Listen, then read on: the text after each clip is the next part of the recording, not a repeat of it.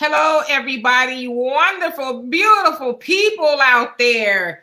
Thank you so much for tuning in to Free Flow Friday, where on Friday we talk about everything for the most part that we can remember that has happened throughout the week. And of course, we ask you guys to chime in if you want to discuss something that has happened during the week that we didn't see or maybe didn't discuss. But more importantly, I want to say welcome to my co-host Donovan, and Mark is guiding for everything he does behind the scenes, and Facebook and YouTube, the other side of the conversation. We could not do this without you, and so we are so grateful. And hey, Stanley, I'm sorry for coming on here a little late. We was waiting for something and it didn't happen, so we're here. So I apologize. So anyway, thank you, Facebook and YouTube, for being the other side of the conversation. We ask that you join in on the conversation, and if you could share so everybody else can get the information. And so before we get started, as you can see, we're going to talk about a whole lot of things, but one of the things we're going to talk about is the Democrats have the final say. Will they finally pass reparations? So we're going to get into that and all the stuff that happened this week, the terrorist attack, if you will, that happened on Wednesday. With the riots and then Trump and all of that. So Donovan, what's going on with you? All right, you guys, welcome to Free Flow Friday. I can't wait. You guys should not be able to wait either, because it's Friday. You lost your job at no fault of your own, and you ain't got shit to do. So here we are. Here we are. So, you know, a lot of stuff is going on this week. A lot of people are just in shock. Why the hell are you in shock? For 4 years, this man has showed you who he is and what he is and how he did it. And the funny thing is, the new black media, the Dimitri K show, the War Zone, all of us that have been woke for a while told you. How many of you guys remember a couple of months ago when I talked about the first coup that actually happened in the United States with Smedley D. Butler? He was the most decorated general in American history. It happened after the Great Depression. Wall Street people, capitalists, and corporalists tried to come to this man to lead an insurrection against FDR and, you know, take over the government. This is not the first time it has happened. This is actually the second time. You guys got to do your homework. You got to, you know, look into it. What was Donald Trump going to do at this point? He figured, hey, these are my people. We're white. Did you guys see the police just basically said, let me hold the door for you. Hold my beer. Yeah, how you taking selfies? This is the reality. Stop with all this kumbaya shit and, you know, we gonna pray. And it isn't amazing. Speaking of, are we gonna pray? It's the baby boomers that are talking about we need to pray. No, at this point, no. So we got a lot to talk about this week. So you guys, I'm the recovering Democrat. This is Dimitri K. And again, real quick, shameless plug. Do not forget to tune into the Dimitri K show this Sunday. We are going to have a very special guest. Her name is Tamara Johnson Healy, and she ran in the primary for senator, to which, woo, we just got, what's that Negro that just got in there? But anyway, you guys, yeah, Warlock in there. This lady who actually lives there is going to tell you about some of the politics and some of the shenanigans that is going on in the Georgia political sandstorm and what she's projecting is going to happen moving forward. Because you got to remember, the governor will be running in 2 years for that governor seat of Georgia. Because remember, that was a replacement seat. So stay tuned. All right. And it actually is the third time. It happened 214 years ago when the British stormed into the Capitol. So yeah, Wednesday will be the third time. So anyway, we're going to get all into that and let Donovan take the lead on that. So in what, a couple of days, 12 days or so, the Democrats are going to be in complete control. And I'm going to read every last one of you guys' comments. So the Democrats will be in complete control. So what does that mean? They have the presidency, they have the Senate and the House. So the Democrats are now running things, right? And so everybody always talks about, you know, how the Democrats are the party of the people. And we know Black people have helped, you know, the Democrats tremendously, have helped the Democrats tremendously, especially this election cycle, helped them flip Georgia, you know, via Stacey Abrams. I think we should give her props because she was very instrumental in doing that. Galvanized a lot of people, and especially Black people showed up to these Senate races and to the presidential race to get the Democrats the win, right? And so you guys also heard Joe Biden say that Black people have stood by me, and now I'm going to stand by them, all right?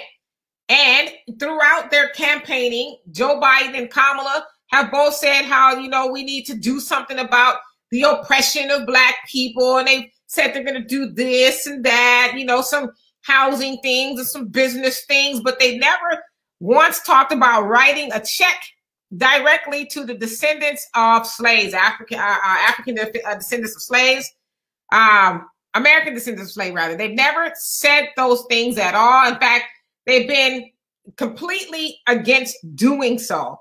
You heard the snippet from Kamala. No, I'm not going to do just I'm not going to do something that just only benefits Black people. No. Joe Biden has said, you know, I'm not going to be held responsible for the things my ancestors did. And he was speaking of reparations. So we've heard that. And so now they have everything they need. All, you know, Sheila Jackson Lee is now talking about the bill that was originally drafted by John Conyers.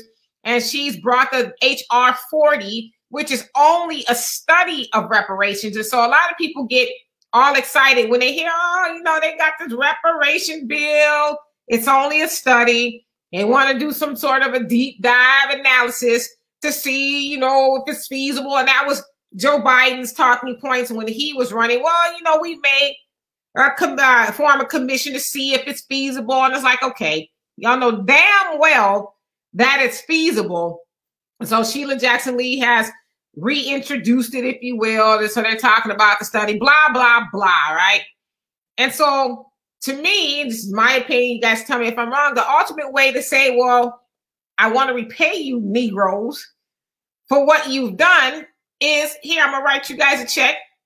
I know that your ancestors never were treated fairly. I mean, fairly is an understatement. We're beaten, brutalized, raped, robbed of, you know, compensation financially, labor stolen from them. And then you go into Jim Crow where, you know, Black people who were free, slaves who were free, endured some of the worst treatment. There's programs like convict leasing to where they said, you know, that happened during Jim Crow, to where they said the treatment was often worse than slavery, than the slaves were actually treated. Then, of course, you know, you go throughout history through the systemic and institutional racism, the civil rights movement, and even today, where we saw injustice, if you will, that happened on Wednesday. Now, the injustice didn't necessarily happen with Black people, but we saw before our very eyes two different justice systems. One for white people, which we're not a stranger to that, right? We know that none of these laws that were written, or any of these laws rather, that were written in the United States never were meant to benefit Black people. But when you can see a whole host of white people and a couple of Negroes, that was like, you know, sprinkles of pepper in a bunch, that will go and storm the Capitol, as Donovan said, happened once, you know, in the 50s. And of course, 214 years ago when the British did it, white people lost their minds and stormed into the Capitol freely. And to Donovan's other point, police officers, the officers of the law, allowed them, they moved the barricades in some cases, and then they said they saw police officers in plain clothes running through, gaining access rather by showing their badges and then showing the rioters, the terrorists, the thugs, showing them where different offices were. And of course, you guys saw old dude, which sounds like they arrested him, had his feet all up on Nancy Pelosi's desk. But they were able to do that. It took them forever to call in the National Guards. I mean, they just completely just had their way, right? But we know had that been Black people, they wouldn't have made it to the front lawn. Now, also, there was a lot of intel that, you know, said this was going to happen. I mean, even from like November and December, some of these people were tweeting, saying we're just waiting for the word from Donald Trump and all of that. And, you know, they got away with it up until now. And I say this not to be, you know, dismissive, but only 5 people died, opposed to how much Black blood would have been spilled. So we know that, you know, the justice system has never been fair to Black people. And so that brings us back to the conversation of reparations and why it is due us. And so now is the time to see how much the Democrats really love Black people. No more excuses. You can't say, oh, well, you know, we would pass the bill or draft it up, but we know it's going to die on the Senate floor because Republicans run. No, they don't run the Senate anymore. They have made Mitch McConnell the minority leader. He's no longer the big, you know, the big dude in the Senate. No, he's just like a regular cat now. So they've taken all of his power. Now Chuck Schumer is going to be the majority speaker. I mean, the majority leader in the Senate. And so he's supposed to be, you know, I guess pro-Black, which we know he's not.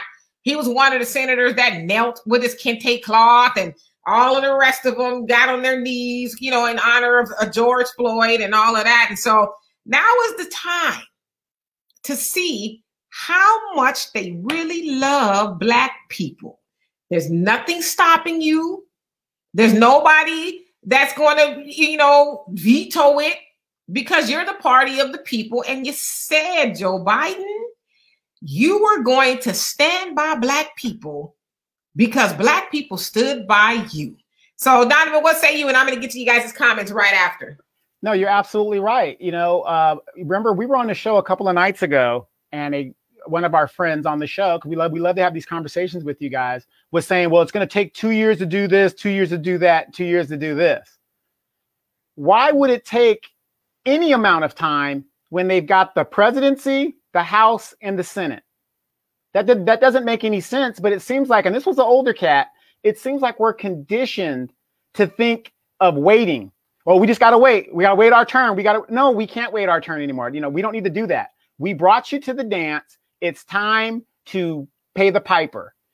Just today, if you look at the cabinet, you gave a couple of positions that are really inconsequential to helping Black people. You put some Black faces in some positions. Wow, we got a Black vice president. You guys, please tell me the last time Pence, who's the vice president right now, in the last 4 years, did anything consequential for even white people. So you got Kamala Harris as the vice president. You got a Black man that you want for the Secretary of Defense. That has nothing to do with the citizens of the United States. That has to do with, you know, keeping our white supremacy abroad going. So that's not going to help. You need to put our looking people in positions that are going to help our people. But Joe Biden's not doing that. The Civil Rights Division, with them killing us and shooting us in the streets and all this other stuff, not only in the streets, in our homes. They're not even waiting for us to get to the streets. They're murdering us in our homes. Who better to address civil rights violations than a Black person to run the Civil Rights Division in the Justice Department? No, he didn't do that. Who did he put there? He put a lady named, last name Gupta there. Gupta. Why is that so familiar? Yeah. Mm-hmm. Yeah, but why is that so familiar? Oh, that's an Indian lady. Could you guys please tell me the last time, and I'm very sure Indians get discriminated against, but please tell me the last time you saw an Indian person being choked out in the street here in the United States. The last time an Indian person's been murdered in their house. Please tell me the last time the Indian community as a whole is so consequential to anybody getting elected that you got to cater to them. Well, you know who put her in office first? Oh yeah, Kamala Harris. Obama administration. Oh, that's right. Yeah, she worked for the Obama administration. You know, before that. So assistant attorney general. Right. That's right. So you know, police officers the passes, you know, during the Tamir Rice and Trayvon Martin. Oh, right. So, you know, so here we are. They're doing it in your face in real time. And I'm on a lot of platforms and I see a lot of things. And what the fuck are you guys dancing about? What are you singing about? What, I mean, the struggle is not over. You guys act like because some person gets elected in Georgia, 2 people getting elected in Georgia, that things are going to change. You don't celebrate until you get the victory. Holy crap, we got a long way to go, but we're going to get into it. All right, so I'm going to read you guys' comments, and you say, Stanley, hello, family and chat. Hello to you. And son, Kemet, what's going on? And Shiloh, he says to the headline, it's true, though. Yeah, I mean, they run the show, so they really don't have any excuses at this point if they really wanted to help us, right? And Stanley, you say better late than never. I love the commentary and the discussion, and we love having you here. And you say absolute facts, Donovan. Hey, AJ, what's going on with you? And Stanley say police waved them in. White supremacy infiltrated law enforcement. Yep. Well, and I always say that, you know, that's who law enforcement is. And we know that, right? That's where the race soldiers in America come from, the police, rather. Yeah. They started off as that. Yeah. And, you know, and here's the thing a lot of people don't really realize. Where do they get their training? In the military. If you go to the military, when they come out of the military, the first thing they do when they do a background check, well, you know, what kind of experience you got? Well, I was in law enforcement in the military. That's a big plus because number one, they don't really have to train you on certain things as somebody who's never had any background. They don't know how to shoot. They don't know anything. If you find most of your law enforcement people that came from the military, they come from a military background and then they get into law enforcement. And then you see Big Bubba and all those other guys. That's where they get this stuff from. And they go into our police departments and they just shoot. And here's the thing. If you guys saw the video of that black police officer that was retreating, total embarrassment. He had every justification to shoot those bastards. I would have shot everybody in front of me and I would have been justified to do it. But here's my thing. And this is where everybody gets it messed up. Just because I'm shooting you doesn't mean I have to shoot you to kill you. There would have been a lot of people walking out of there with a goddamn limp. Well, all right now, old Otis. From Martin. All right. And so let's see here. And AJ, you say, I sure will tune in on Sunday. Yes. And that is Tamara Johnson Shealy. She ran in the primaries for the senator of Georgia. And Warnock, as we know, Reverend Raphael Warnock is now the senator from Georgia. And so she ran against him in the primaries, and she's going to definitely fill us in on, you know, what happened. And, you know, the sister is very woke. And so please do not miss that. And William, what's going on with you? Says, good morning, good afternoon. Says, how are you guys doing? We're doing well, and I hope you're doing the same. And Donovan says, welcome to all of our friends who watch us weekly. It's the weekend, yeah. And Lady Hell, what's going on with you? Say, hey, family. And son, Kemet, he says, I wanted to see what would happen if they made it to the floor and black people about to get their feelings hurt. The Democrats aren't about to do ish for black people. They always say people of color. Right. They're just not going to. You know, they've gotten everything they needed and they didn't have to promise us anything. You know, you didn't make us do anything before you got the vote. Why are we going to do something for you now? Are you kidding me? No. Right. And then they won't get rid of the filibuster. And that's going to be another excuse that they're going to say, well, we needed 60 votes and we can't get 60 votes. And I want you guys to remember this. Remember this guy I always talk about? His name is Joe Manchin. And remember, God, you know, I'm not trying to make fun of her. Dianne Feinstein. These are two Republicans posing as Democrats. Watch how they vote. Watch. Oh, we need 60. We need 60. We can't get 60. That's what they're going to do. All they got to do is repeal the filibuster. It's just a majority vote. Right. And no one's really seen Dianne Feinstein because they say she's not doing well. But it's like, she's not doing well. You know, why don't you just give up the seat? But can't imagine doing that. Right, from my cold dead hands. And if you guys are in the watch parties, please click on the link. If you have a comment, I would love to read your comment. And yeah, please like and share if you haven't already. And Sonia says they don't need a study. They know damn well exactly who's ADOS and who's not. Absolutely. They know. They know. And Donovan say, oops, comments jumped all the way up. Oh, let me clear them up. You say, how do you feel about them breaking the very capital city that Black folks built for free? Right. Yeah, because they were running around talking about, we built this country. It's like, y'all just gonna keep lying, huh? Yes, Stanley, convict leasing is now called diesel therapy in prison. Ain't that some mess? And now here, too, well, I act like I was still in California. In California, they use the inmates to fight the fires, to where now the governor was like, hey, you know what? When they get out, they are eligible to work as firefighters. We're not going to use these people and pay them pennies a day. And then when they get out, they can't get a job. They should be eligible to work as a legitimate firefighter when they get out. But yeah, under the convict leasing program, a lot of horrible things happen to Black people, and they still have the convict leasing program. I mean, all the labor, and that Kamala was not wanting to let them out of prison because of the free labor, you know, so they still have it to some degree. Yes, yes. And, you know, one of the professions in the world that is the most nepotized is the fire department. If you look in most fire departments in any city, it's father to son to daughter, the daughter of the paramedic. It's nepotism, and it's very, very hard to break into that career field.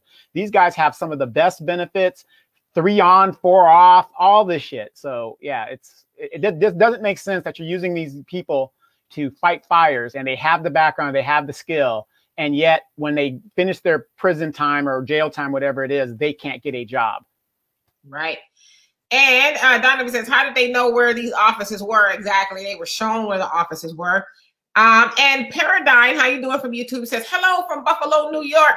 I'm going to just ask you a question. I'm not watching football, but how about those Bills? I used to be a Bills fan, but I don't watch football. I'm not into it. I just heard, you know, via the grapevine that the Bills are doing well this year. And so, yes, you know, always remember the Bills did something that no other team ever did. 4 consecutive times going to the Super Bowl. It has not been duplicated. Right. And Sonia say they have no excuses. If they were a Dem, I would never vote Dem again if they do nothing. And they won't. They won't do anything at all. They'll play games, but they won't. Yeah, I want to keep that thought. I'm going to get back to it later, but I'm glad you said that. I'm glad you said that because I'm going to talk about that in a second. All right. And hey, Marcus, how are you? He says the CBC should put reparations to a vote. Well, you know, they're too busy talking about DACA, the Dreamers, and, you know, illegal immigration and the kids in cages. That's what's on the Congressional Black Caucus's plate. They rarely even talk about Black people anymore. They're all about immigrants, if you will. So they should, but they ain't. Hey, Johans, how you doing? He says, I'll hold my breath. And Jacksonville Red, how are you? Says, was the title meant to be a joke? Well, you know, it was a rhetorical question. Now, of course, you and I know that that's not something the Democrats are interested in. We've heard both Kamala and Joe Biden vehemently say, I'm not going to do that. You kidding me? I'll give everybody else a reparation, the Indians, the Japanese, and the Jews, anybody else you can think of, but Black people? Oh, are you kidding me? I'm not going to just do something, just benefit only Black people. But there's no excuses now, right? There's no excuses. And Matt, how you doing? You say this is so sad that people have this mentality after the Democrats have shown Black people time and time again, decade after decade, that you mean nothing to them. I mean, hey, I completely agree with you. Like they've shown us the same thing, you know, which is absolutely nothing. Not even a piece of chicken. Like here, you know, we're going to give you a coupon to KFC, a Popeyes, here's a free chicken sandwich. Yeah, they could if they wanted to, but they haven't even done that, you know. And if you're really an elite Black, you get a nice buttery biscuit. But the rest of us get nothing. So, I mean, yeah, absolutely. Hey, Jerome, it says Black first. Absolutely. Good life. You say real talk. And William, you say, if we did that, they did what they did at the Capitol, our blood would have flowed heavily down the sewage system with a quickness. And then, you know, all of those people who are like, oh my God, you know, this is so terrible. And because, you know, at first they was calling them rioters. It was rioters, and you know, but then when all the outcry started to come, like, wait a minute, now rioters? I mean, not rioters, protesters. They were calling them protesters. Then they started to call them rioters. Then they really started to call them terrorists. Like, yeah, keep going. Call them thugs and criminals and all that. Yeah, well, let me break this down real quick. A rioter is somebody who's vandalizing and stealing shit. So when I was watching it, I said, no, this ain't that.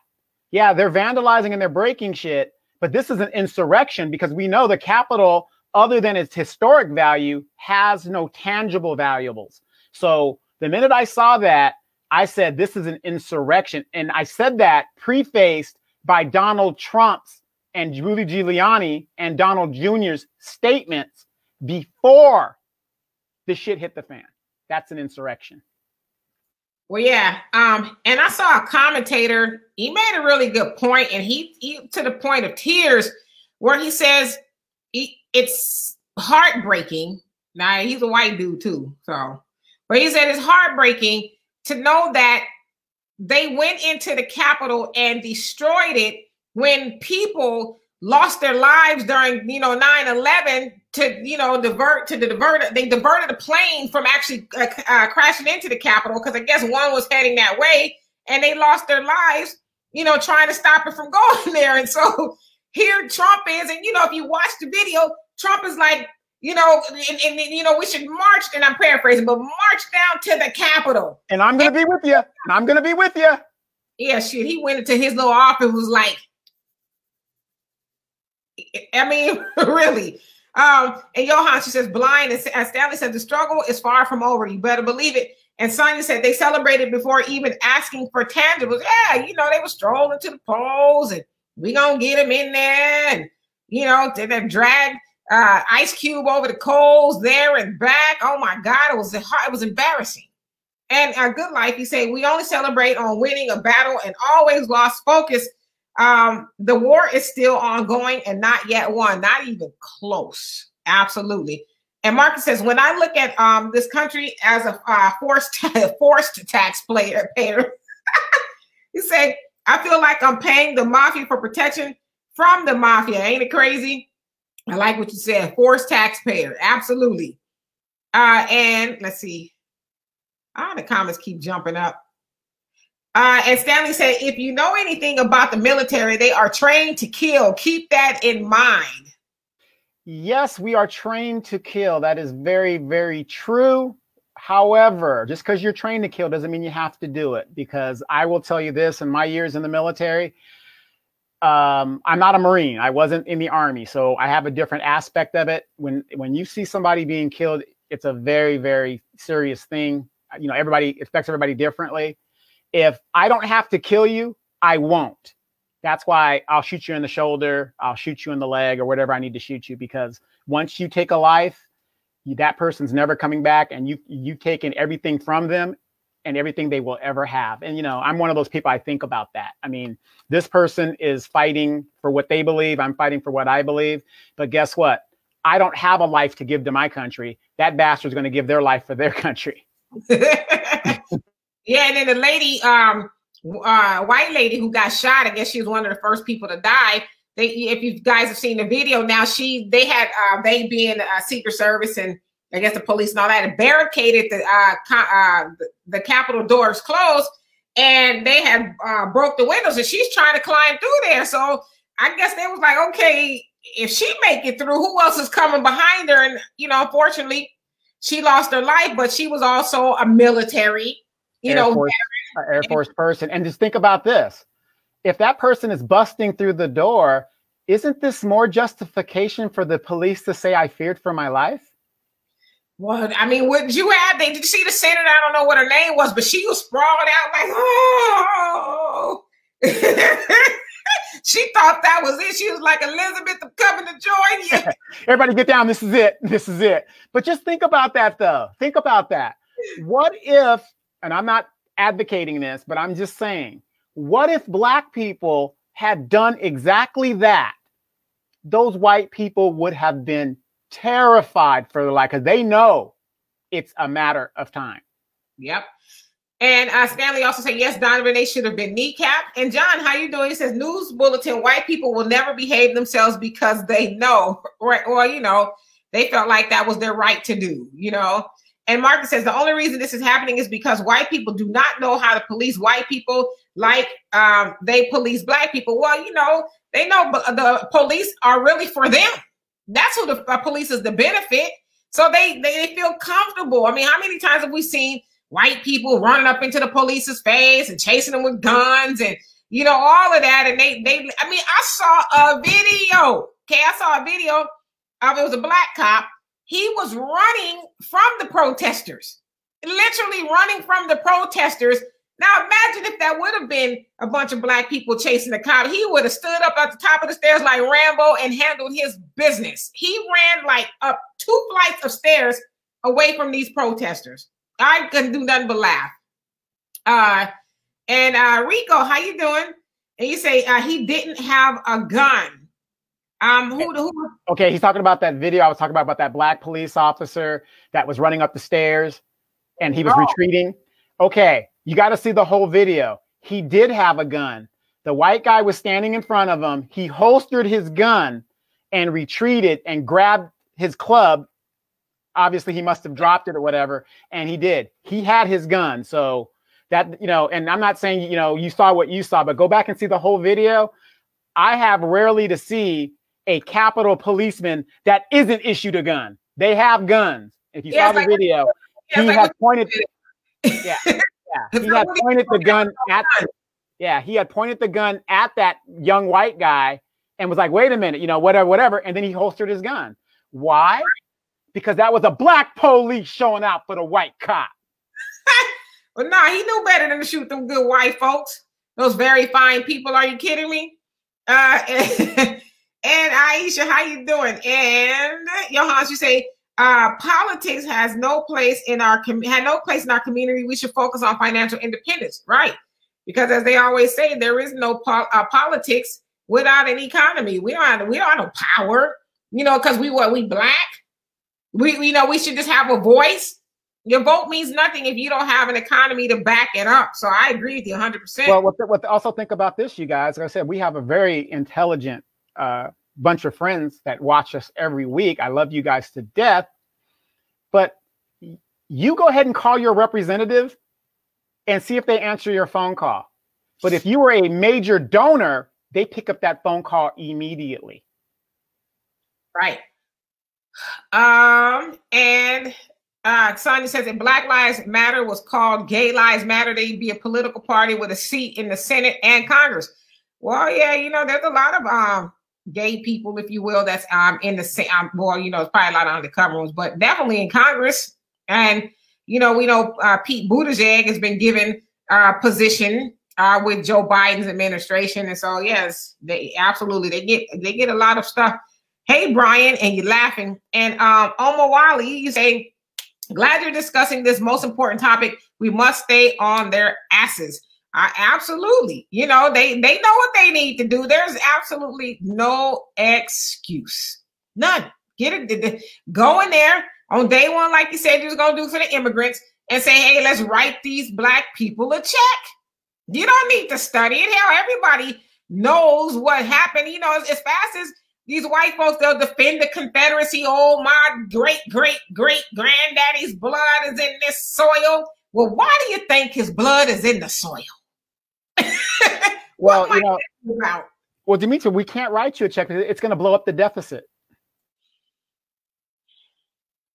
You didn't care about the deficit when you pulled $3 trillion out your ass.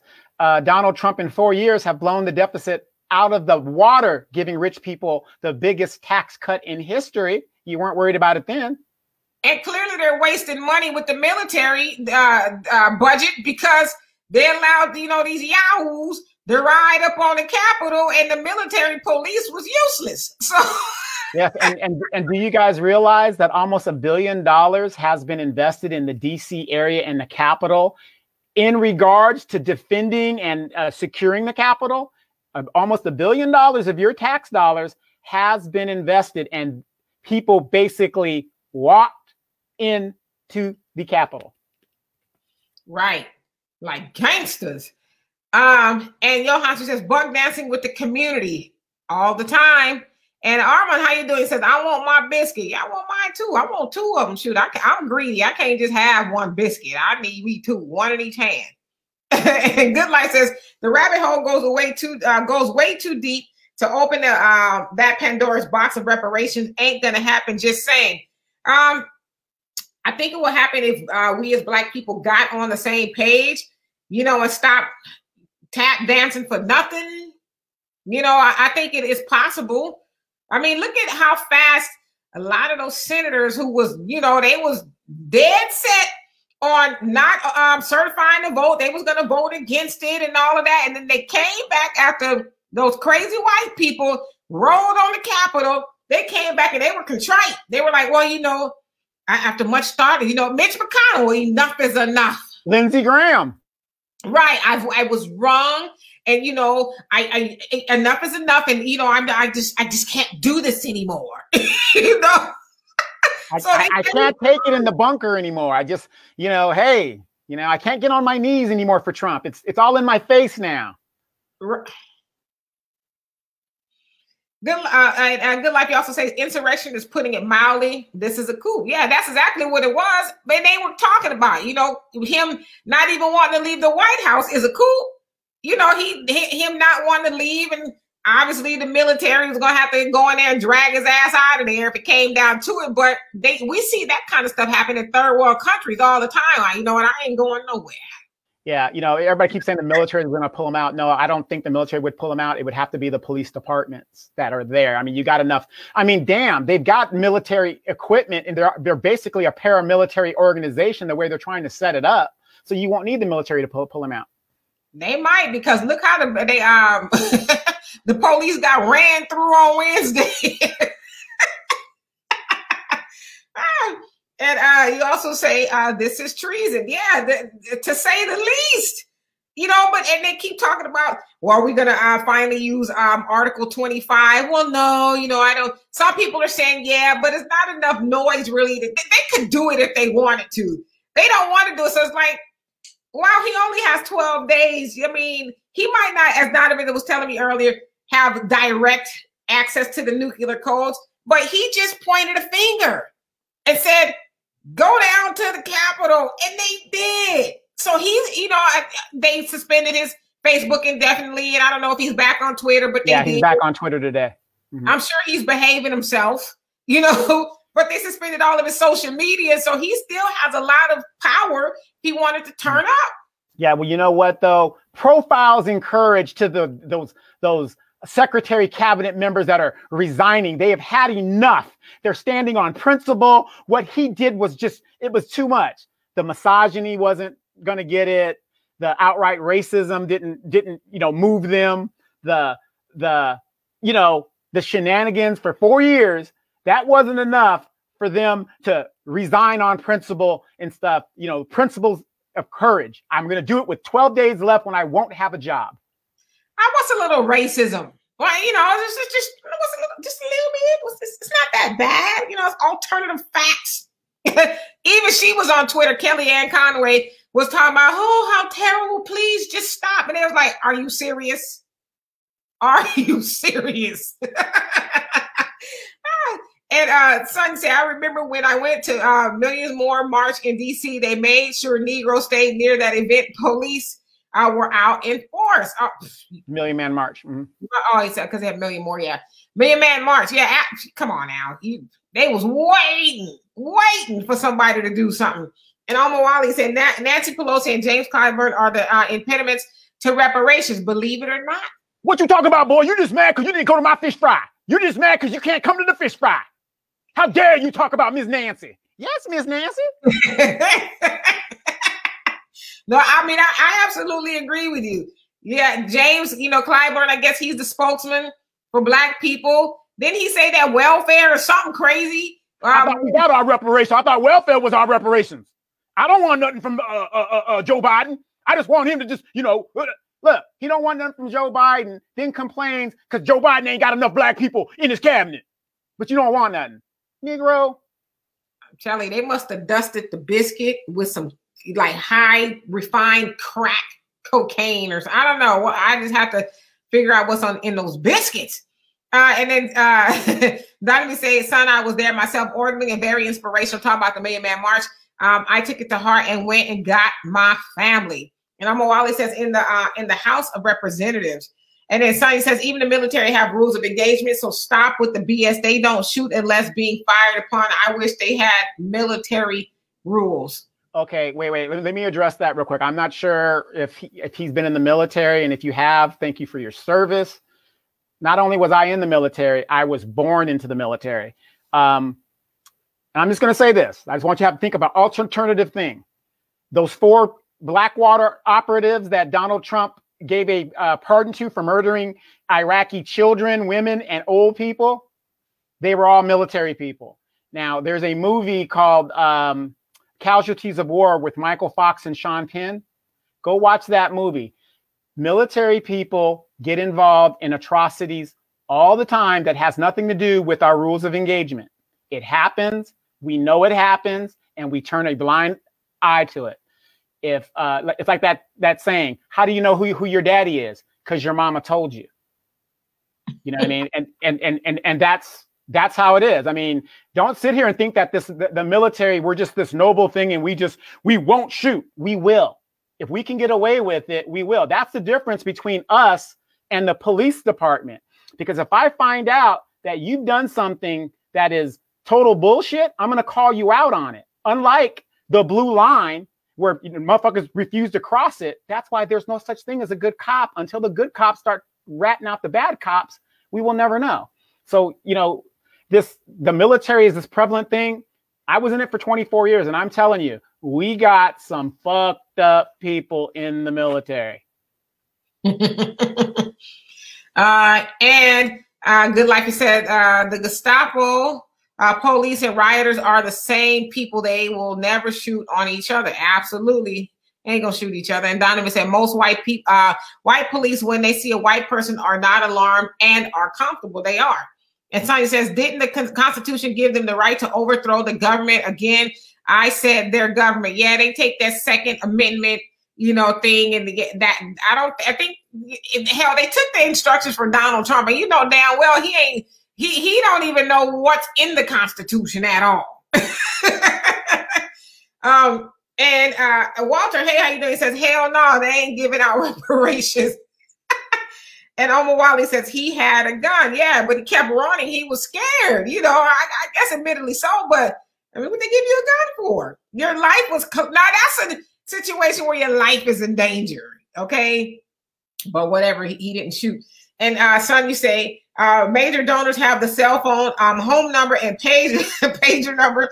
They probably have the Morse code, the Mars code. Yeah, absolutely. They got all of that. And Amanda, how you doing? It says the cats. I think I know what you meant by that. Weren't about shit, or they would have burned that mother down. Maybe they were on their way to doing it, but they were like, there was no fear. They taking selfies, in Nancy Pelosi's office. They hanging from the House floor and just stealing the podium and doing interviews. Interviews and then holding up Nancy Pelosi's mail. Yeah, and the guy that held up the Nancy Pelosi mail and had his foot on the desk, they arrested him this morning. And it's crazy because a lot of white people are like, how dare they arrest these people? That's what gets me. It's like, huh? Are you insane? Yes. How dare you arrest him? What did he do? Yeah, okay. And again, if you guys are in the watch parties and you want me to read your comment, click on the link and I'd love to do that.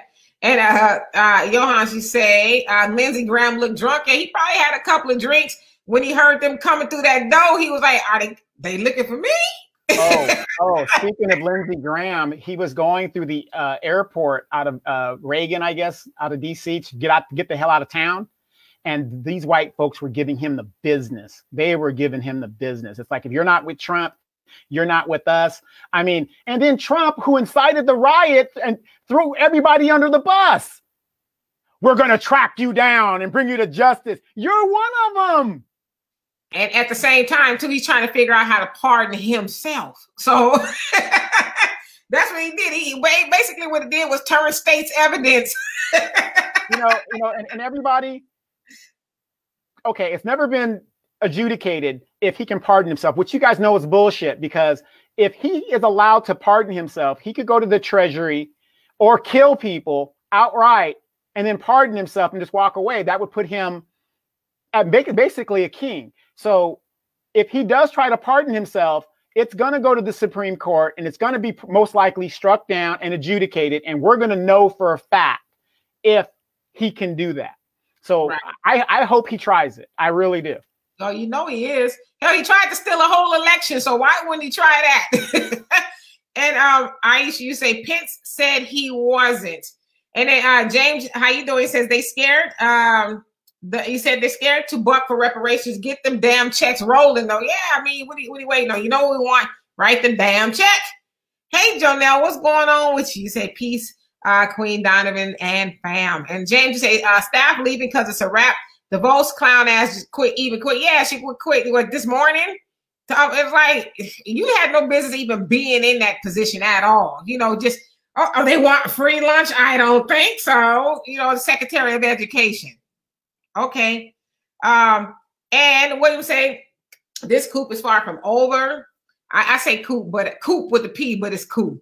This coup is far from over. This was planned from a long time ago and been building for a while. Trump merely gave America's KKK seedy underbelly a voice. Let's not forget the senators and congressmen that were blind to this failed coup. Yeah, they knew he was going to do it. He was talking about it. And like I said, there's a lot of tweets that surface where his followers, the Kool-Aid drinkers or whatever they are, were saying we're just waiting for the word from Trump. Yeah, Trump, when he lost the election, he said December 6th, he set the date. And then they were blind. No, they weren't. They knew this was going to go down. They're playing stupid, but they knew. White supremacy. Remember this about white supremacy, you guys. When white supremacy is done with its tools, it breaks them.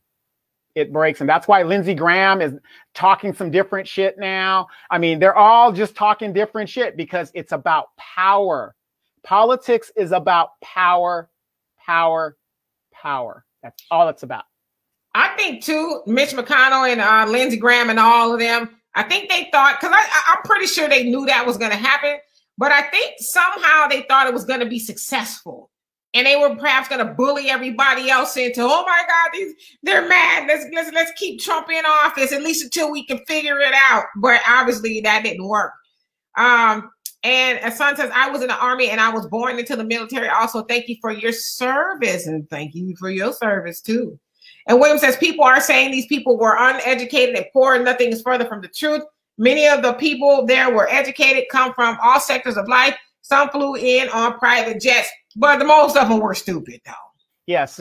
See, and that's the thing. Think about this, you guys. And we've been saying this for months. Trump is a lifelong Democrat that is posing as a Republican. He said that back in the 90s, I guess, in Phil Donahue's show or the Oprah Winfrey show, one of those shows, he had said, if I was going to run for president, I'd run as a Republican. He's a lifelong Democrat. It's about power. Now, when, he's the president, he's doing this or whatever, it's just, he knew what he was doing, basically, and think about it, but he ran as a populist. That's where I want to go with that. How can a rich person born into wealth and, and privilege and all this bullshit and just criminally businessman identify with people that are downtrodden at the bottom of the economic scale and run as a populist? He did that. And that's his base. People who don't even have nowhere near what he's ever going to have. Remember, he said, I love uneducated people. He said he loved that. And he ran as a populist, and that's his base. Other rich and educated people don't support him. They support him for the fact he's going to do tax cuts. He's going to do this. He's going to do that. But outside as a person, the Trumps are a pariah when it comes to Wall Street. They don't even want the Trumps coming back into the Democratic and the rich circle of New York and all these other stuff. I mean, they're done with him. So he ran as a populist with that, but that says a lot. Yep. And Marcus says, well, I made my 2 comments in support of the conversation, laugh out loud. Oh, now my real opinion is that once again, we have overwhelmingly proof that there will never be a better America for Black people, because the only version of a better America is that so-called good white people are asking bad white people to be considerate and kind to their maids, janitorial workers, customer service employees, etc., and allow the Black folks to celebrate the select few who achieve a little more. No, I absolutely agree. I agree that America will never, forget being perfect for Black people, but it won't even be acceptable for Black people. And it doesn't want to be acceptable for Black people. And to your point, Black people are predominantly in those service industry jobs. And, think about the $600 that people may or may not be getting at this point. It sounds like it's all screwed up everywhere. To me, Mitch McConnell and them really fighting hard against that money was about Black people. They know Black people need it the most, and ain't no way in hell they're going to put Black people in a better position financially. So, but I agree with you. America's not ever going to get better for Black people. And Son says it does happen, but if it comes too lightly, they start throwing each under the bus. Oh yeah, for sure. And they ain't trying to go to jail. And Aisha says military always doing something in secession. Yeah, she meant secret. She meant secret. Oh, okay. Oh, always. Okay, I see it. In secret. Well, they got to, right? They got to operate in secret. I guess in order for everything to be successful, right? And Son says, well, think about this. You can't win any wars if your enemy knows what you're doing. Right. And let's see here. And Son says, and the higher ups are not going back to you when it gets to that point. And then Donovan says, Son, true, they are not going back to you. A few good men is an example of how the military works. It's a predetermined outcome. And William said, let me elaborate on that real quick. Usually in a military court of law, and I was involved in it as a commander and stuff like that, if I want a predetermined outcome of this election or of the case, it's going to be done by what I say. That's how it's going to go. Or, this guy's going to be gone. It's going to happen the way it's going to happen. A lot of people who join the military from a civilian life, they come in there thinking that, oh, well, I'm a citizen of the United States and I have these rights. Right? No. You're in a different aspect. You have some rights as an American citizen, but you're in the military. Right now, the military, if you were in the military and you're married and I catch you in a adulterous affair, I can prosecute you. That is still on the books. So there's, a lot of things, a lot of people join the military and they don't know because not everybody knows all the laws, but I'm the commander. It's what I say. If I'm the commander and I see you driving a nice car and I say, give me your car keys, you have to give me your car keys. I'm not necessarily not going to drive your car, but what I'm saying is I have the power to do that. Well, just send me to the bridge because I'm not giving you my car keys. Well, we don't have to worry about Demetria because she was a staunch supporter of the military. So yes, you supporting the troops. And William says, this cool attempt is about a philosophy of white supremacy. That's why this problem will never go away. Ted Cruz, and he's Hispanic, stated that they were Cuban. He's Hispanic. Ain't Cuba's Hispanic? Latinas. They speak Spanish. Ted Cruz stated they were 40% of the country, which is not a fringe group. They meaning who? Was he insinuating that he was white? I mean, who? Well, remember, you have the white Cubans. They think that they're white. But at the end of the day, Ted Cruz sounds cute, but we know who you are. We know. And Tisha, how you doing? He says, hello, family. And Cold Ref, how you doing? He said, they have no excuses not to pass a reparations bill. None at all. But you know what? Negroes overall won't call them to the carpet. They won't. They won't do it. Mitch McConnell filibustered them. Oh, we had to get on top of the COVID. That was more important. He's got to address the crime. Well, he's going to try to get the middle class. We have to go invade over here. We got to support the troops. They're going to come up with so many freaking excuses when all it takes is a simple majority vote. Period. What it is. Got Trump out of that's all we want is long as Trump. No. Right. Or it could be the fact that they don't want to expose the fact that there's a lot of Democrats that do not want to give Black people reparations, Jim Clyburn being one of them. Then is it Raphael Warnock against reparations as well, for what we understand, the new Black senator from Georgia? And Jonelle says the Simpsons. So did the Simpsons predict something else? Did they make another prediction that came true? And Amandi says, so they just went to play. No, I don't necessarily think the terrorists went to the Capitol to play. I think they insurrectionists. Yeah, all of that. I think they were serious, but you got to understand the nature of white supremacy. They rule, they try to with an iron fist and intimidation, murder, and everything else you can think of. And so to them, they probably were just doing what was natural. That's how they operate from way as far as we can remember. That's how white people are. They go around the world, pushing their weight around and doing any and everything to get their way. And so I think a lot of them just really in their hearts feel like, well, we'll take it. Like they told people they'll steal an election too. Yeah, facts don't matter. I mean, Trump had his day in court 63 times. He won on one procedural. They recounted 3 times in Georgia alone. I mean, what else? I mean, no matter what you would have presented to them, it wasn't going to be good enough. And everything's on a steal. Everything's on a steal. But they don't talk about how the Russians helped Trump get elected in the first place.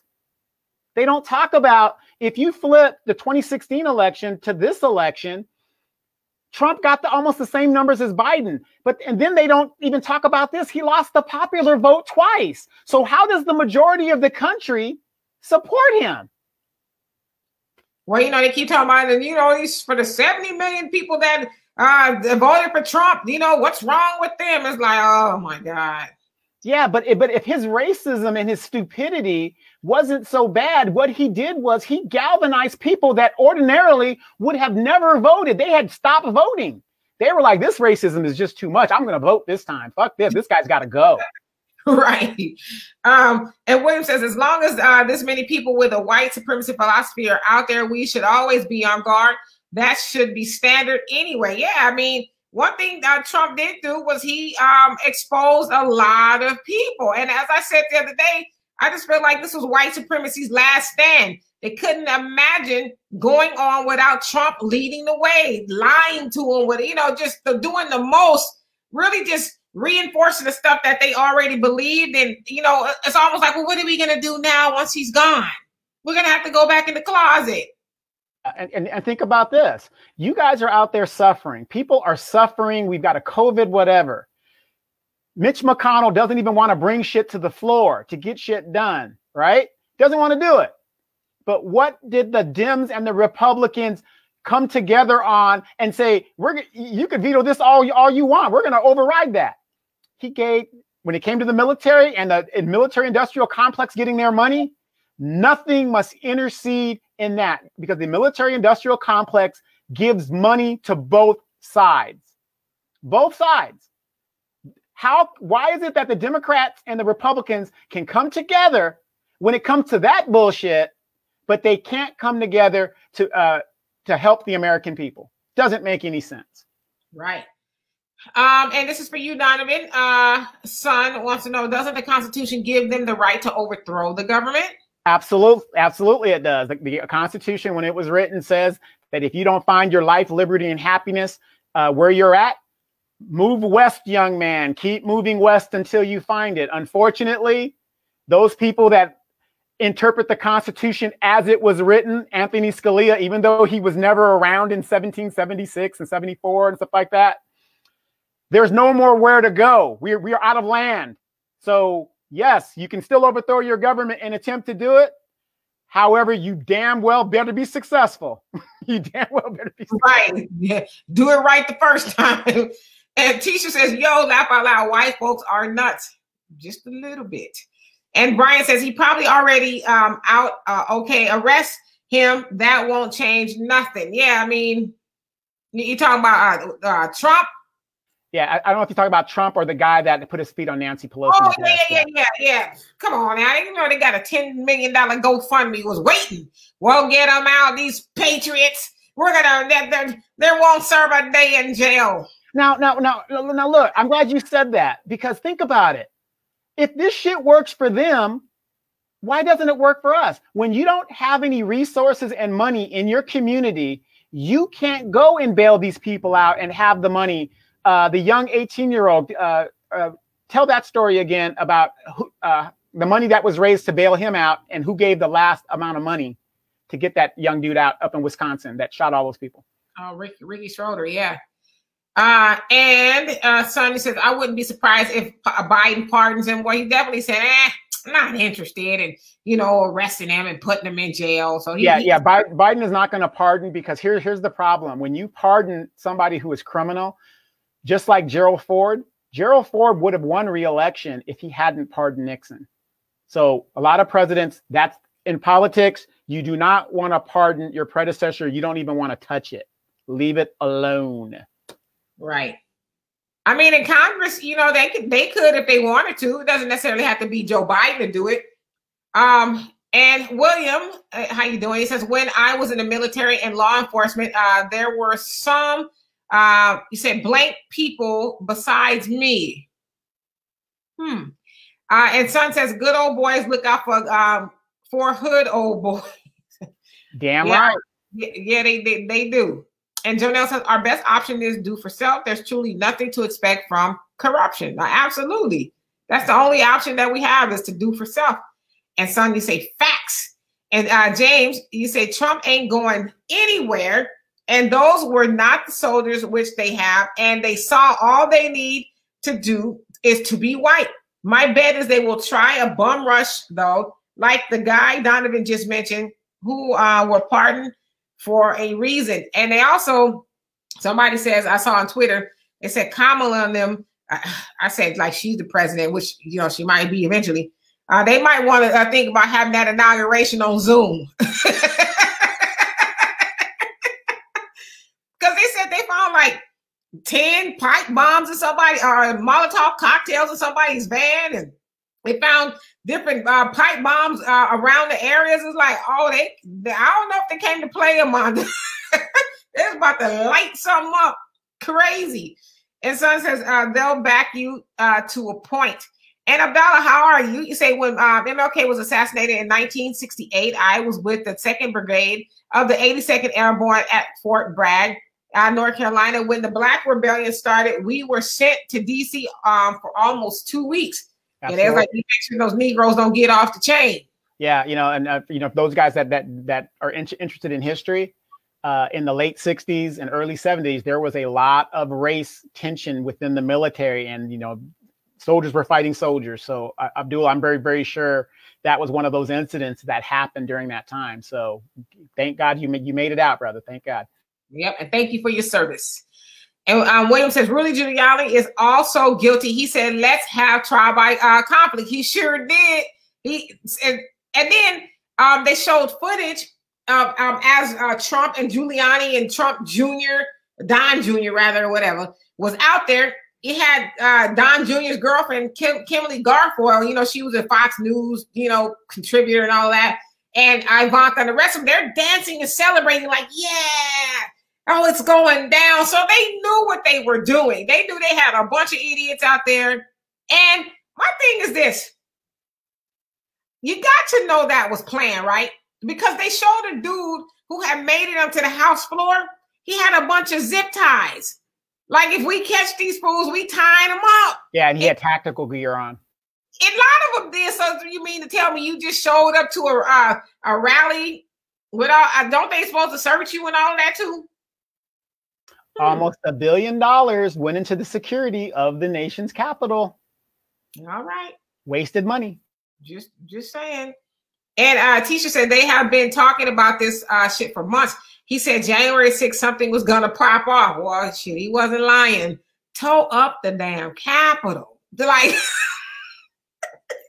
when I saw somebody walking away with the podium, I was like, okay, these people lost their mind. I said Nancy should have tweeted, if you don't get your ass out my office. Okay.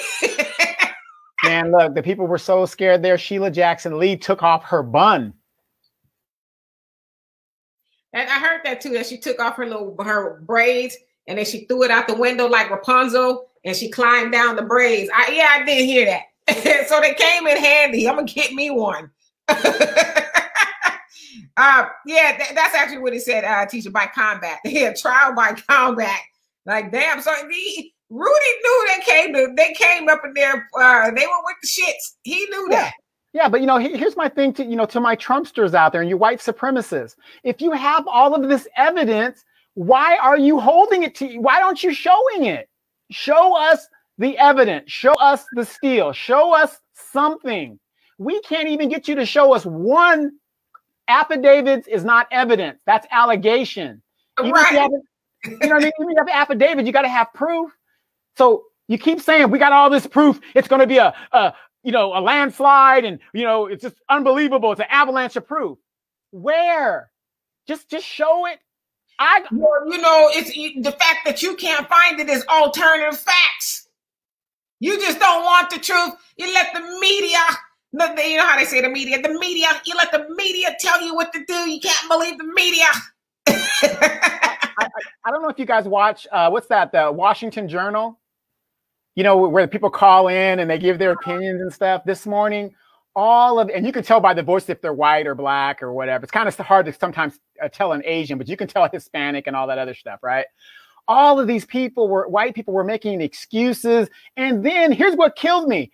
They were like, oh, well, that was Black Lives Matter that stormed the buildings. And I saw nothing but white people.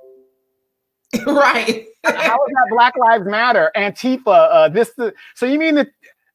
Yeah, they tried that. Oh, the Antifa, they went disguised as Trump supporters. It's like, here we go. And Abdallah, you say it's so-called white supremacy or white pathology. And as they also say, the false idea of white supremacy. And teacher says, I don't like that. Now they're trying to blame other groups. I'm like, own your shit. Had they scared Congress into flipping the results, they would have been beating their chest. Right. That was us with the Patriots. We did it. But right now they don't want to own it because, they like all of that is a federal offense. Yeah, but isn't it funny though? Like I have a lot of MAGA friends and stuff and people that, well, I'm not a MAGA guy, but I voted for Trump. Silence. I haven't heard, nobody's been on my page, nothing. Just like Tisha said, own your shit. Right. What they're going through is what the people of Germany went through after World War II when the atrocities were shown. They're in like a state of shock. Well, I didn't know they were gassing the Jews. I didn't know this stuff. If you voted for Trump, you're a white supremacist. That's just it. You supported a person who was for the overthrow of your government. Notice I said your, because they don't include me in this government. But anyway, you know where I'm going. Right. Absolutely. And teacher says, we hate him here. No apologies. Talking about Lindsey Graham. And Aisha says, they did that STEMI wrong. Now you have in the, I didn't see. Wait. When she talked about the STEMI, the black, how many of you guys saw the black guy that picture of the black guy that was in the chambers and he's looking around, he was in the black jacket? There's a meme going around where he was saying, I got my STEMI check. I was only in there because of my STEMI check. I thought they said, come pick up the STEMI check.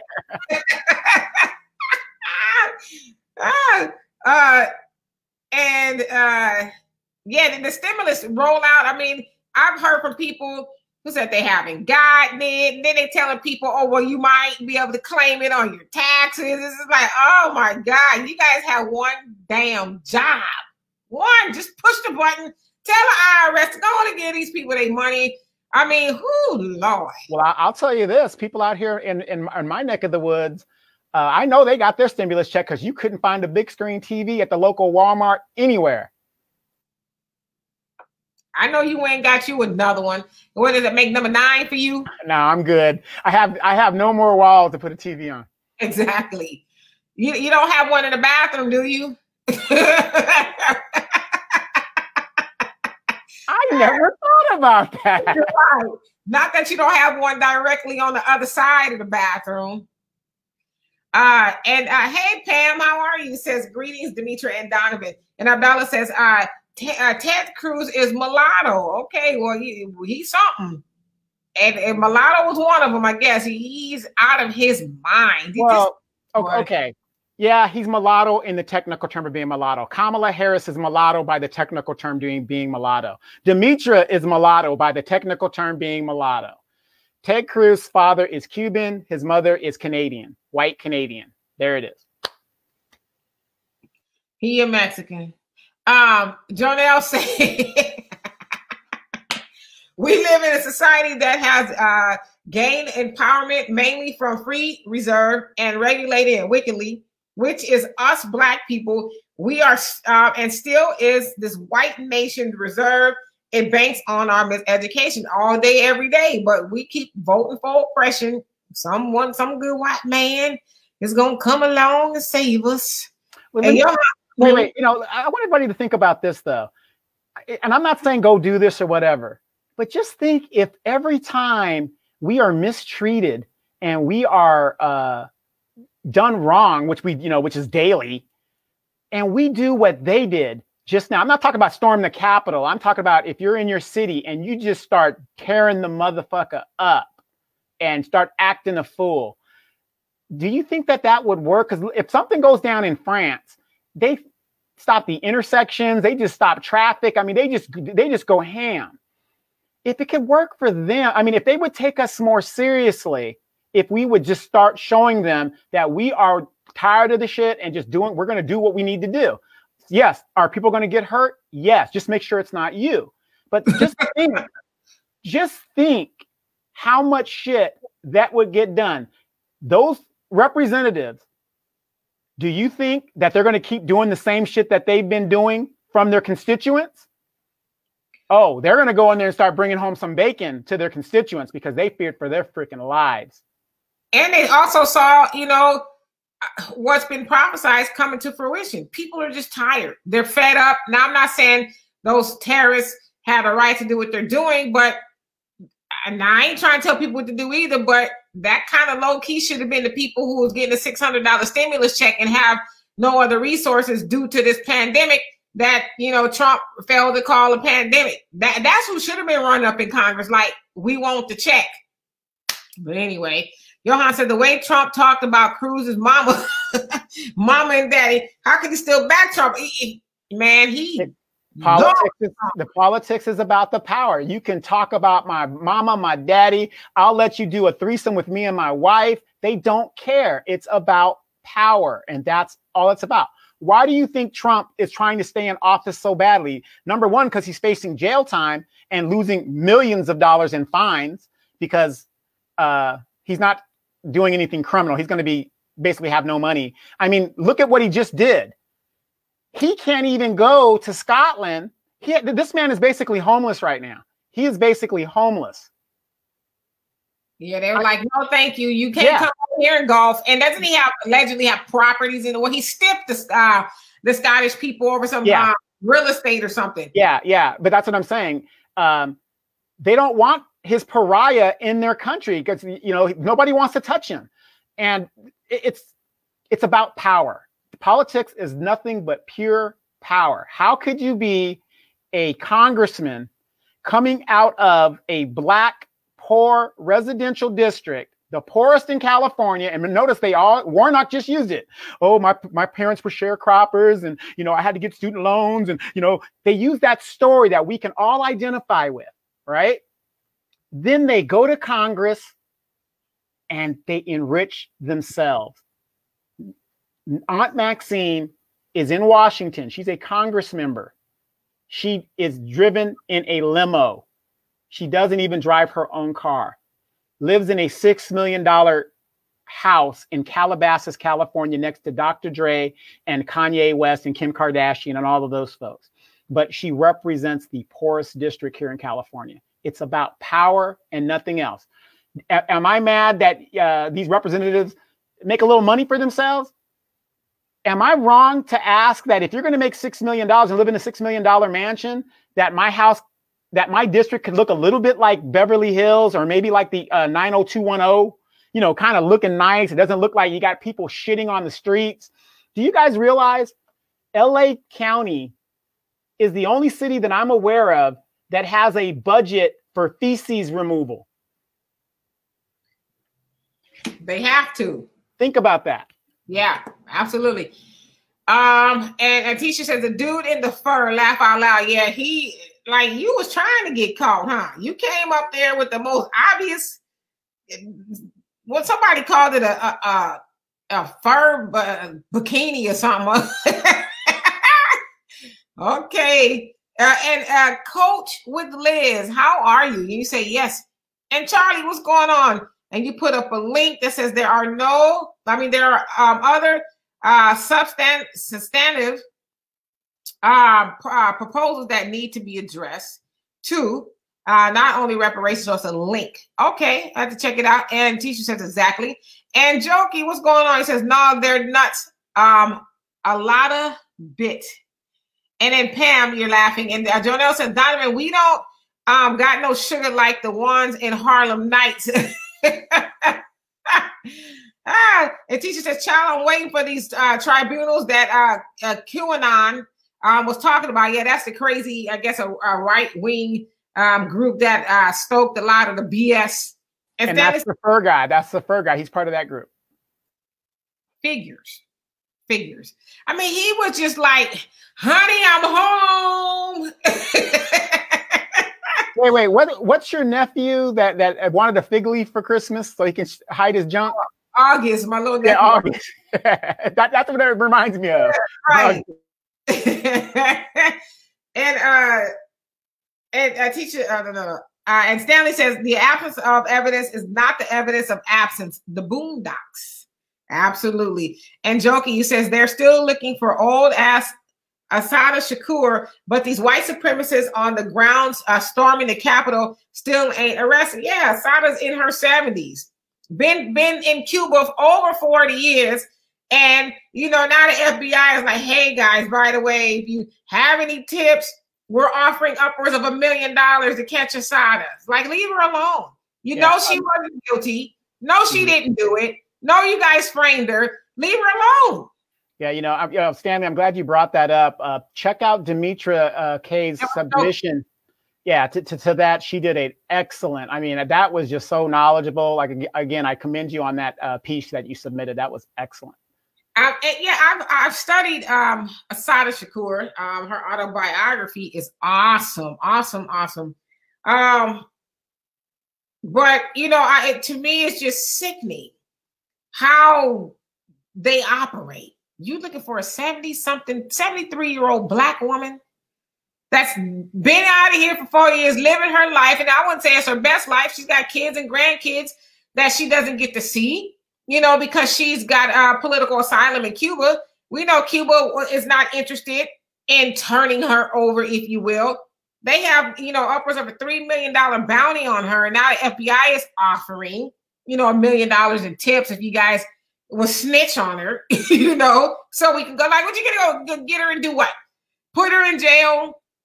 You know she can do it. Yeah, you know, here's the funny thing, especially for those of us that don't really research because you guys are busy living your lives and stuff.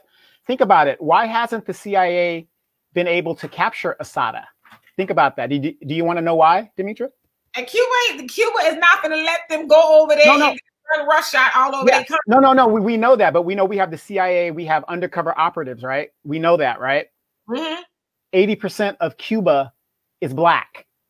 Very hard to go down there and, you know, she could just mix into the population. So whenever you hear these Cubans, the Ricky Ricardos, the Ted Cruzes, and these white Cubans down in Florida, these are these motherfuckers that are mad because Fidel, who was one of them, he comes from that class, took their property and dispersed it among the uneducated Black masses. Do you guys realize Cuba is one of the most educated countries in the world?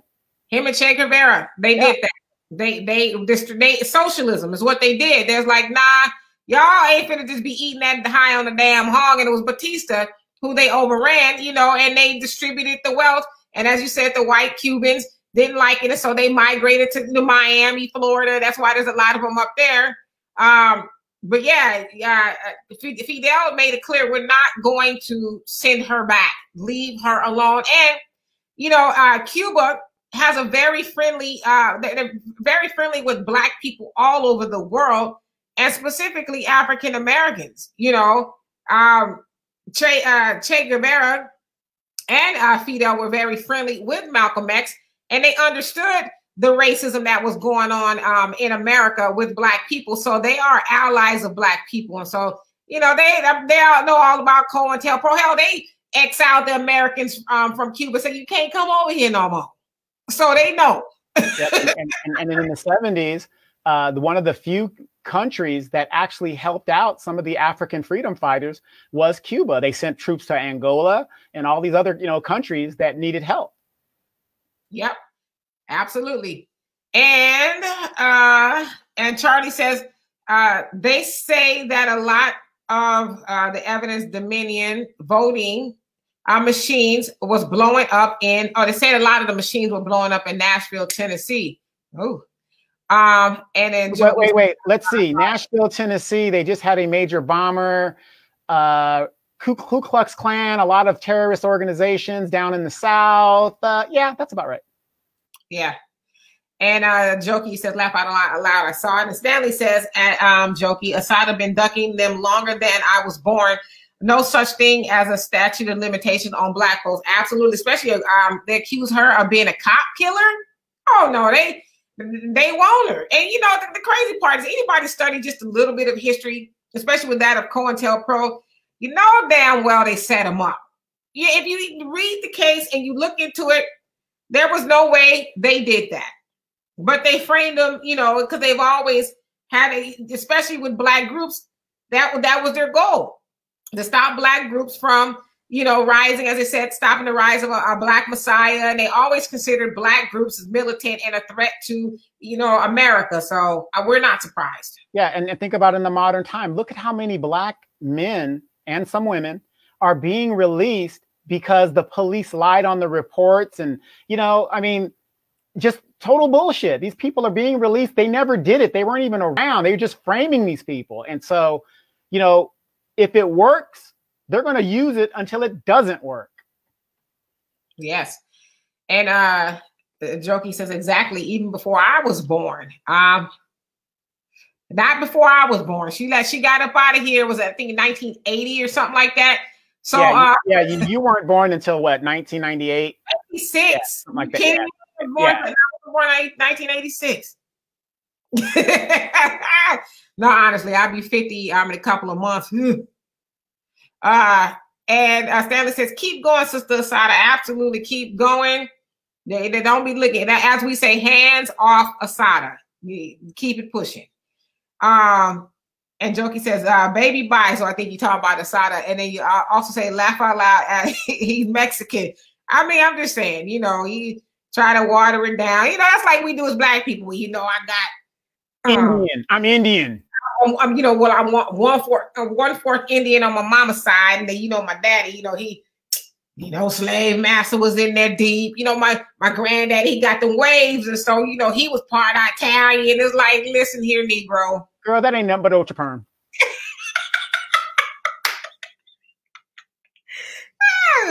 No, that's juices and Betty's, juices and Betty's. Okay. All right. And Coach Liz says, yes, right on. And Jokey says, mulatto in Spanish commonly refers to a mixed race ancestry that includes white European and Black Afro roots. Don't sound like a Ted Cruz. Yeah. One of my favorite movies of all times is Mississippi Masala. That's a great movie. But different countries have a different definition of what mulatto is. And in India, mulatto is the people that have darker skins and mixed with all the different races. So, it's the same stuff we call ourselves. Well, I'm mulatto. I'm light skinned. I'm mulatto. I know some white people in my family. And are you bragging about that? Now, Demetra has a bunch of mixed people, nephews and nieces in her family in the next generation. I mean, her daughter's probably the only Black of that group of grandchildren. And I have two nieces that are We call them mixed nuts. And, you know, with all the stuff that's going on, I was talking to one of my nieces and I said, you seeing your people, right? You seeing your people, right?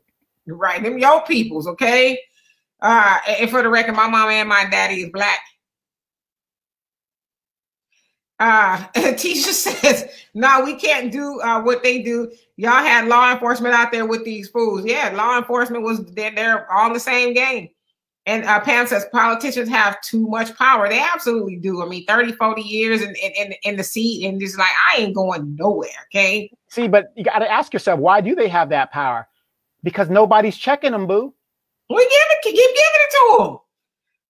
And let's see here. And teacher says he can't go to Europe. He can't go to Mexico. He can't go to Canada. He can't go to the Caribbean. He can't go to China. Laugh out loud. He can't go anywhere. Yeah, he can go to jail. How about that? Yeah. And you guys got to think about this. Former President W. Bush. Why doesn't he travel and do what he does? He's still wanted by the Hague for war crimes. So he stays in the United States. Unless he's doing a special envoy by the United States where he's going to be protected by the United States through the State Department, he doesn't travel overseas because he's going to get snatched up. And even he said something. He put out a statement like, listen, Trump, you tripping, okay? Damn, they hate you worse than they hate me, so I know you tripping. Let's see.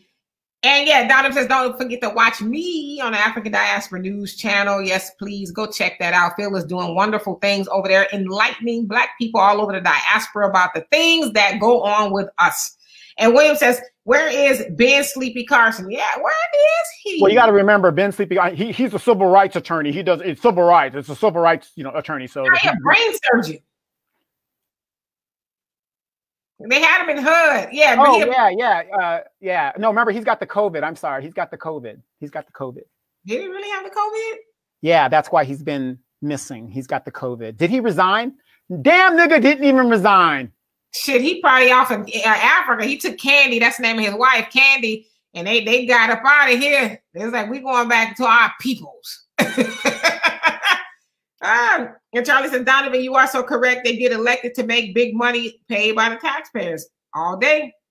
Naisha says, Warnock said he doesn't believe in reparations, so let that sink in. And this is a brother. Wait.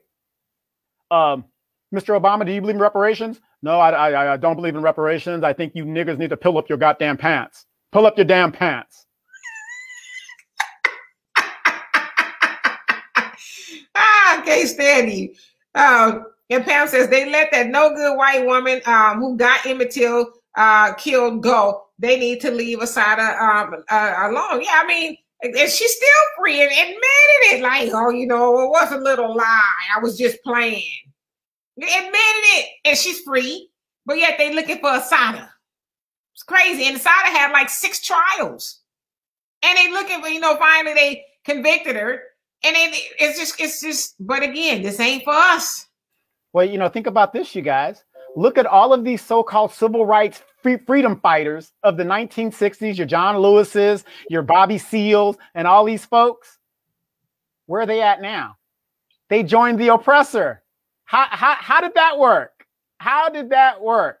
They getting those premium butter biscuits. But if Bobby Seals was a co-founder of the Black Panthers who supposedly did crimes, why aren't they pursuing Bobby Seals? You mean Bobby Rush? Yeah, Bobby Rush. Sorry. Yeah.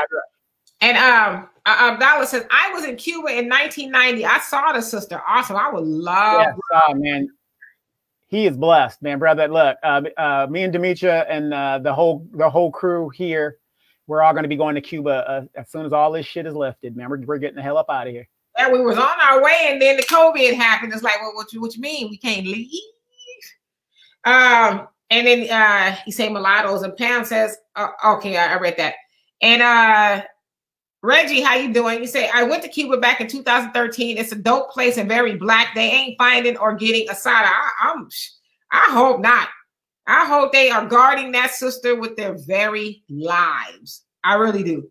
And Abdallah says many Cubans died fighting for to free African nations. They sure did. So they like Black people. So yeah, America is they don't like America. Put it that way. Well, of course, you guys all know that.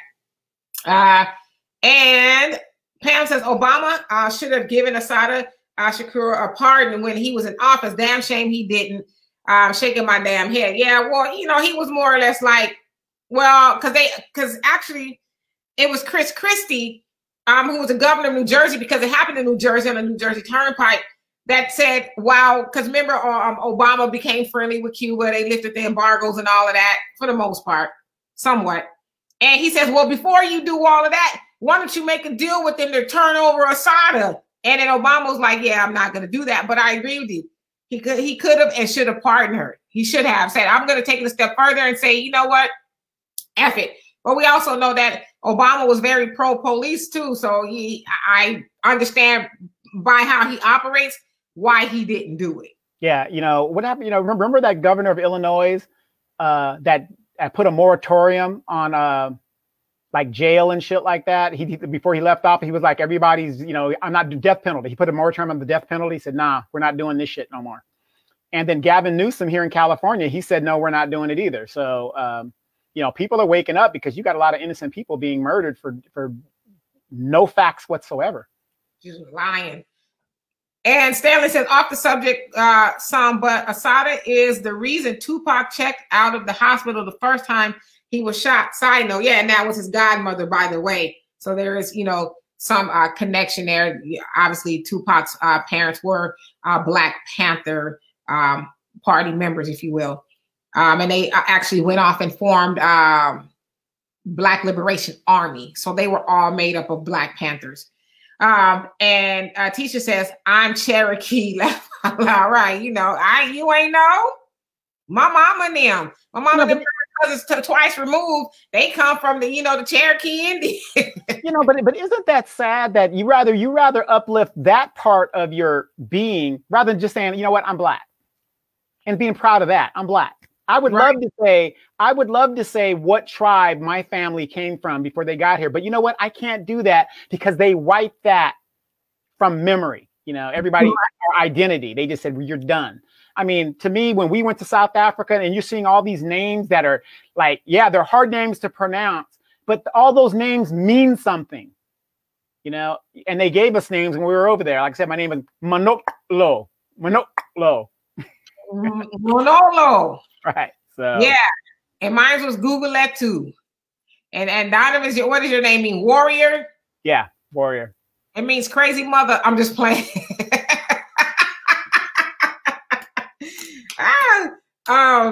And let's see, Jonelle says they basically was against Black elevation as they are against Black elevation today, fearing the rise of a Black Jesus and setting up a whole program to suppress Black people. Now that's a demonic crime to work to keep a whole nation underfoot by destroying any form of his leadership. And that's what they've done, and they continue to do it. And now the so-called leadership we have nowadays via Black Lives Matter was like, come on, stop it. And Charlie said, Warnock said he doesn't believe in reparations. Obama said the same. African Americans, some are like crabs in a bucket. Yeah, they not gonna mess up their premium butter biscuit shit. But you Obama, know, high off the hog now. Right. And you got to remember, Obama isn't of our lineage. I mean, yeah, he's a Black man that has black skin, but his dad is African. And I'm saying that's a bad thing, but I'm saying, why would an African come here and think the way we do? They know their heritage. They know their history. They know, you know, they have a business mindset. They know how to go get it. You know what I mean? Because they're in a country to where they're in a position where that's what they have to do. We've been conditioned. I'm gonna get in line for my Section 8. Golly, you got motherfuckers sitting on their ass just to get $600. That's a mental state. And we're the only group of Black people on this earth. We are a specific group that think like that. You go anywhere else, those people they got to go get it. You know why? Because the government ain't giving them shit. So they go get it. They be grinding. Absolutely. And Aisha says, Charlie, I know Sad and Warnock's mom was a slave or something. Yeah, a sharecropper. Yeah, she was a sharecropper. I said, I don't know. How old is this Warnock? His mama was a slave. Oh, here's something to think about too. I want you guys to think about this too. Tune into the Demetra K Show on Sundays at 3 p.m. Pacific Standard Time. Tamara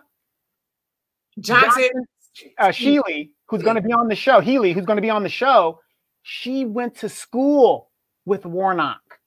So we're going to get a lot of tea. So bring your tea bags and your coffee, whatever. And she's going to tell us a lot about this dude. Right. Absolutely. And AJ says, same here. I'm Black mixed with Black. My dad is Nigerian and my mom is African-American. She is from Fayetteville, North Carolina. I know that's right. Black mixed with Black. Absolutely. And Coach with Liz, you're laughing. Is she single? Is she single? No, I'm joking. Oh, and yeah, by the way, I'm starting my auction back. I'm auctioning off Donovan to the highest bidder, single, Black man, and money coming out of every orifice. You know, he's got all his financial ducks in a row. He is the ultimate gentleman. He will open your door. He will pull out your chair. He will buy you dinner. You know, and anything you want is yours, unless you want weave and some fake nails. You can't have that at all. Okay. He said, even if you wanted a Mercedes, he could get, okay, you can get the C class, but it's a Mercedes nevertheless. So I am auctioning Donovan. She said, AJ, yes, she's single. Okay. Get at me or you get at Donovan. But I'm just saying, you know, I'm just Chuck Woolery up in here, 2 and 2 and all of that, trying to make things happen. 2021 might be your year. Might be. And I love me some sisters. I love me some sisters because I've been waiting 30 years for Demetra's little sister. She won't even give me a shot.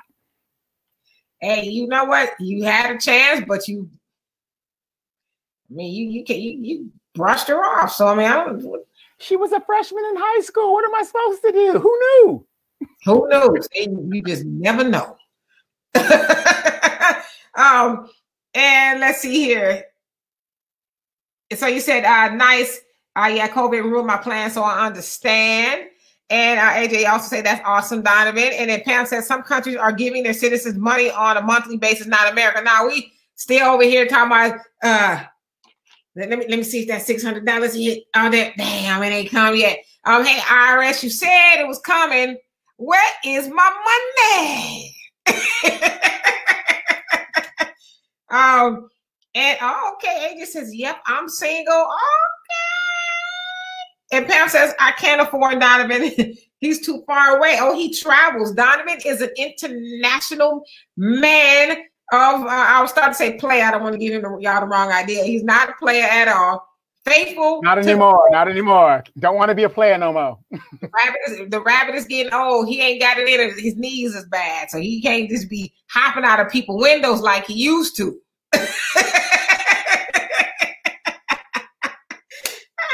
And you say, okay, that can work. And Randy Chuck Woolery, I'm just saying we should bring it back, right? What else are we doing? 2 and 2. Love connection.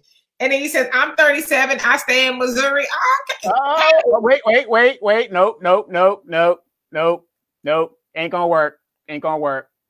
The one girl that broke my heart, and I was a young man stationed here at March. She's the one that taught me to go to school and educate myself. And, you know, she said my cuteness wasn't going to get it. My girlfriend, LaDonna, she was like 5 years older than me, from St. Louis, Missouri. So I will not date any girl from St. Louis, Missouri. Please say you're not from St. Louis. No, I'm joking. But no, but that girl broke my heart. Them St. Louis girls. Hi,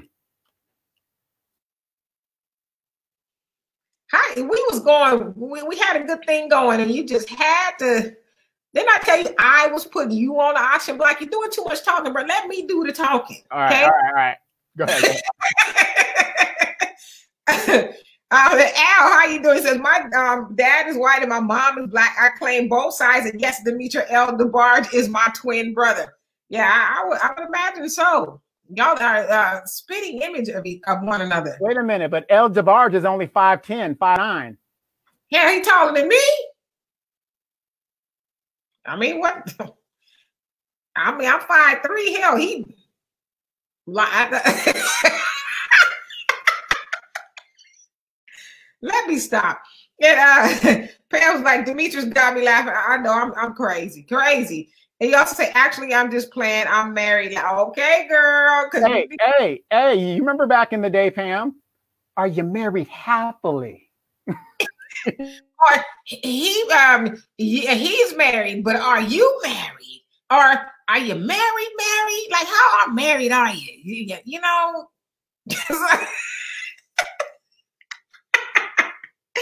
Oh, the L says Clay DeBarge is our baby brother. Okay. So anyway, you guys, we have been on here longer. And then wait, so you say, AJ says, oh no, I'm in St. Charles currently. I'm from St. Louis, but I'm not like that. I'm a good woman. See? Well, like I said, don't let the long distance be a problem. I fly airplanes on the side when I have nothing to do and I'm bored. So distance is no problem. He's a pilot. Come on, ladies. He's a pilot. He's a pilot. Come on now. I'm telling you, this is a good piece of man right here.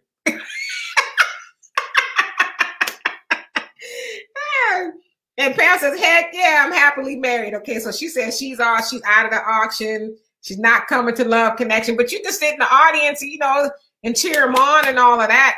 No, what I need you to do, Pam, is like up the auction bid. Just keep it going. Just keep pushing it.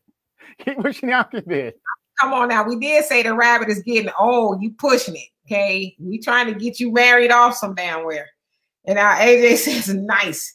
So anyway, you guys, we are out of time. We're going to get out of here. I'm starving and I'm freezing. It is freezing out here in Houston, Texas. I thought it was supposed to be humid and shit out here. It's cold.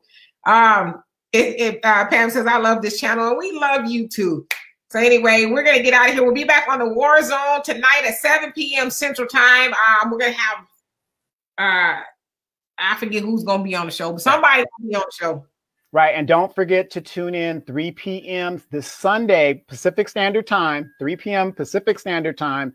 So if you're on the East Coast, that'll be 6 o'clock your time. Central Standard Time is 5 o'clock. Tune into the Demetra K Show. We are going to have special guest Tamara Johnson Healy on the show. She ran for Senate against Warnock and also went to school with him. And she is going to tell you her plans moving forward and what she wants to do in regards to our people and getting the word out in how, you know, we should politic and what, you know, what we should be expecting moving forward. So don't miss it. Absolutely. Al crazy talking about spray that Pam on Donovan. Like, Pam is not getting sprayed on nobody. Okay. She says, I'm happily married. And plus she probably got a crazy husband. Okay. So we're going to leave Pam out of it. She's in the audience.